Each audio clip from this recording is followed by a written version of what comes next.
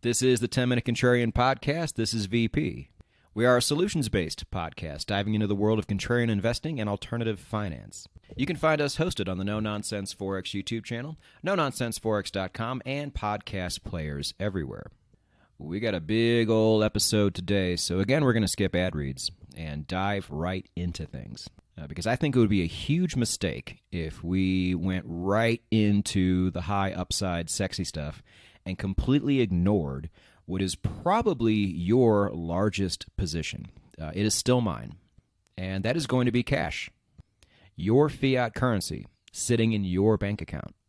Now, why is this episode contrarian? Well, for obvious reasons. For most countries, the fiat currency sitting in their bank account does nothing but lose purchasing power, does nothing but go down year after year, and almost nobody does anything about it.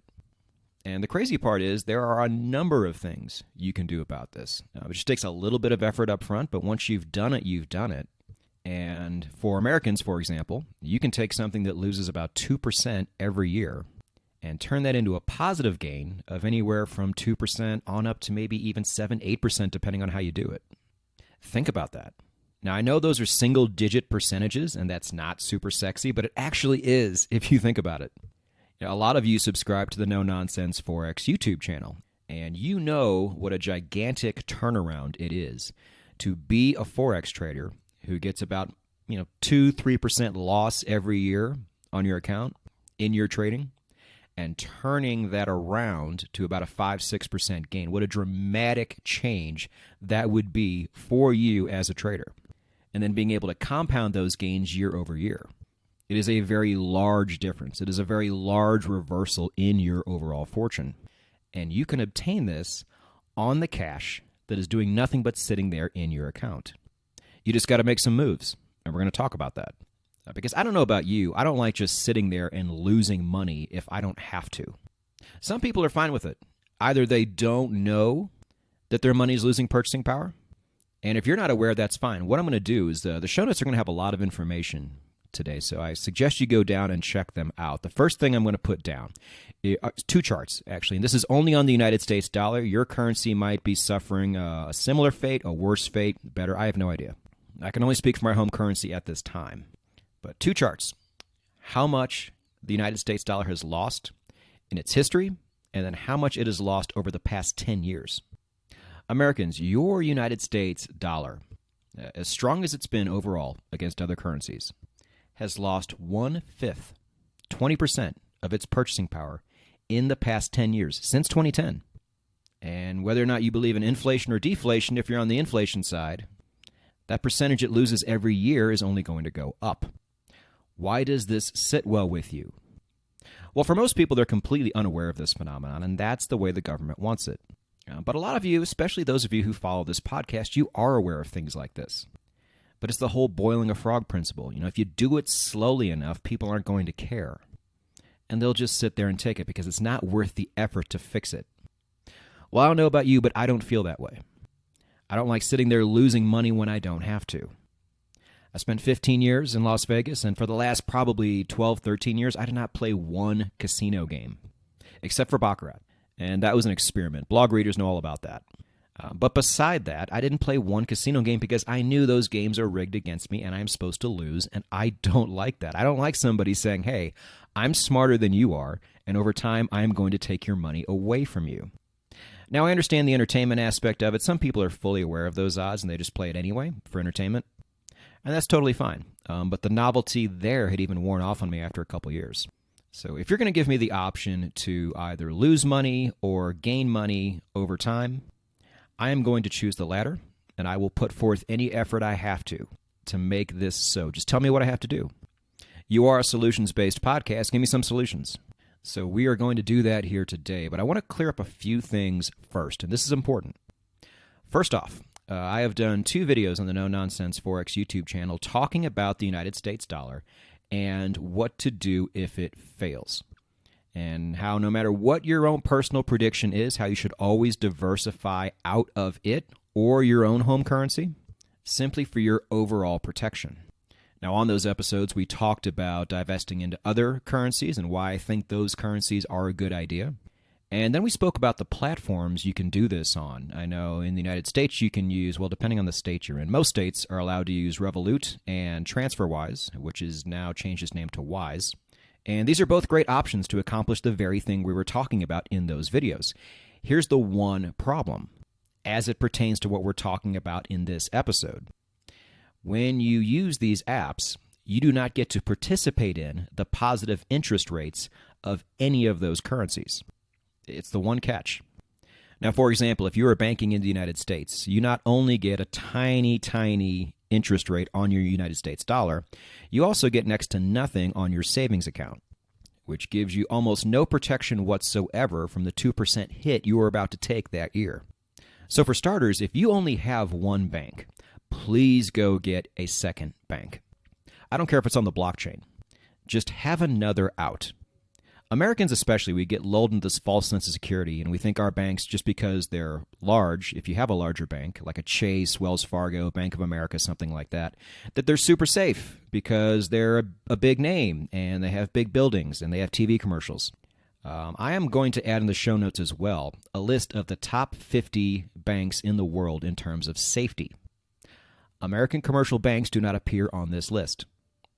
There are American banks on the list, but they're mostly private banks or agricultural banks, things that we don't have really a chance to participate in. But all our big mega banks did not make that list.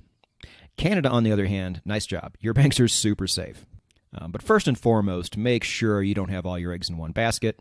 I've shown before on Twitter how the FDIC doesn't really have the money to protect you should something go wrong, and most local bank branches are no longer required to carry any cash in them whatsoever. ATMs, yes, of course, but the actual banks themselves, if there was ever a run, it's first come, first serve, and then everybody else, sorry, nothing we can do. Now, I'm not sitting here saying your bank is about to go insolvent, but we just have not known hard times in the banking world in most Western countries that we have seen in other countries. But that doesn't mean we're immune to it. So you have to put forth a little bit of effort.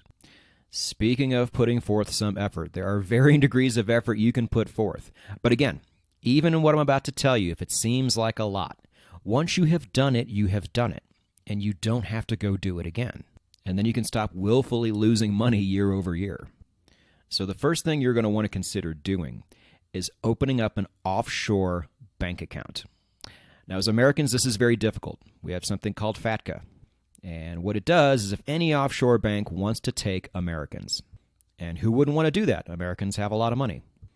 Well, most banks don't want to, because in order to comply with FATCA, you have to pretty much overhaul your entire system, and even after you've done that, still deal with all of the bureaucracy that goes along with dealing with Americans and the SEC.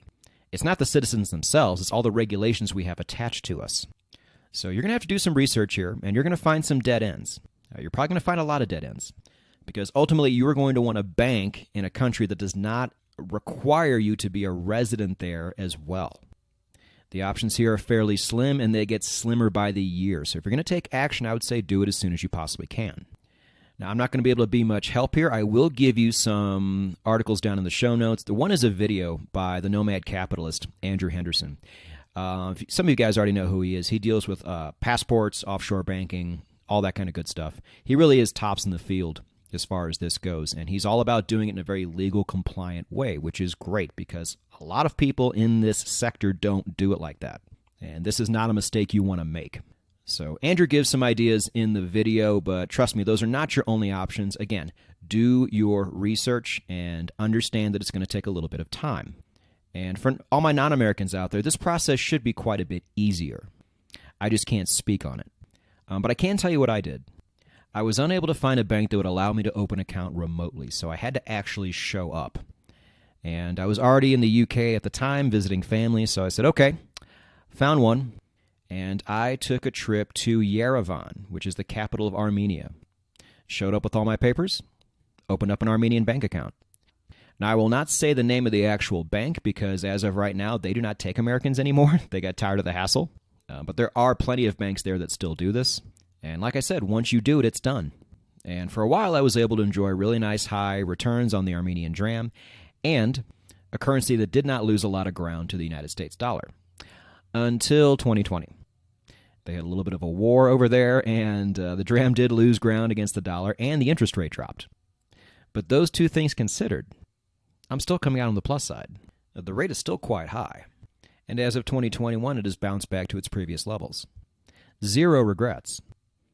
Now, I know some people in their heads right now are thinking, oh, well, VP, what if Russia were to invade Armenia? It's like, guys, look, it's the 2020s. You can do everything digitally now. If you see the writing on the wall or if you think something dangerous is going to happen, you simply relocate the money you have in your offshore bank account into your home account if it makes you feel safer. You can do this at the drop of a hat. You're just creating reasons in your head to not take action. And you certainly don't have to go all the way to Armenia. I recommend it. Beautiful country, beautiful city. People are very chill, very nice. Most people speak English. The women are hot. You could do worse. But there are other options out there as well.